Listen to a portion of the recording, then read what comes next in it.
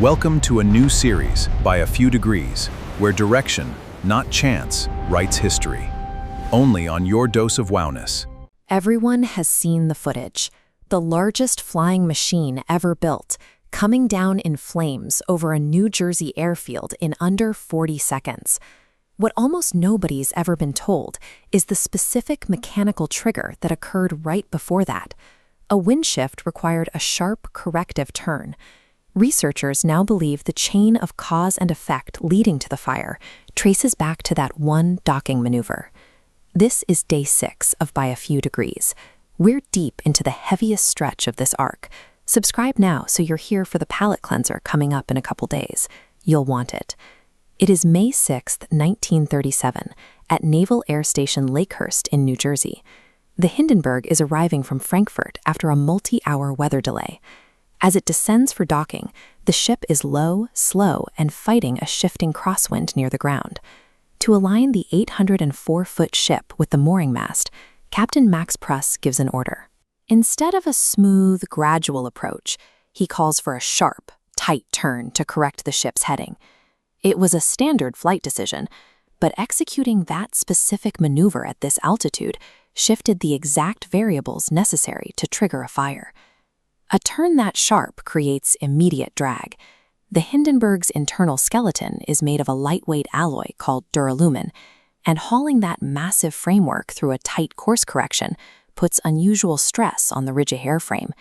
Inside this structure, miles of thin bracing wires crisscross to keep the skeleton stable. Analysis led by NASA engineer Addison Bain suggests the stress of that wind correction snapped an internal wire. Whipped loose under tension, the wire struck one of the ship's hydrogen cells, a giant bag of fabric and gelatin latex, creating a puncture near the tail. Airships occasionally survived small hydrogen leaks at high altitudes. At a typical cruising height, escaping hydrogen simply disperses into the open air, but here the Hindenburg is nearly stationary. The escaping gas begins pooling in the upper tail section, trapped under the outer fabric skin and mixing with oxygen. If this is the first time you've heard the actual technical chain behind this disaster instead of just the footage, that's exactly the gap this channel exists to fill. Subscribe if you want more of this. The airship was now carrying a localized fuel-air mixture in its tail, primed by a single bracing wire giving way under the strain of a routine course correction. As the docking continues, the crew drops the mooring lines down to the sailors on the ground.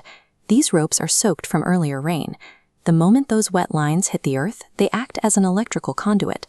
As the schematic shows, the ship's internal metal skeleton is instantly grounded, dropping its electrical potential to 0. But the outer skin is isolated. Coated in iron oxide and aluminum powder, it holds a significant static charge from the stormy atmosphere. Crucially, it is not in direct electrical contact with the newly grounded frame. This electrical differential forces a static spark to jump the physical gap between the skin and the frame, striking right where the leaking hydrogen has pooled in the tail. This ignition required no external flame. It was the intersection of a structural failure and a standard electrical grounding sequence. This sequence is the leading modern technical explanation, though it is not a universal consensus. Earlier inquiries investigated sabotage, and some researchers argue the static charge could have reached ignition levels regardless of the specific turn. Whatever the trigger, the result was a total loss. The fire breached adjacent cells and consumed the entire ship in 37 seconds.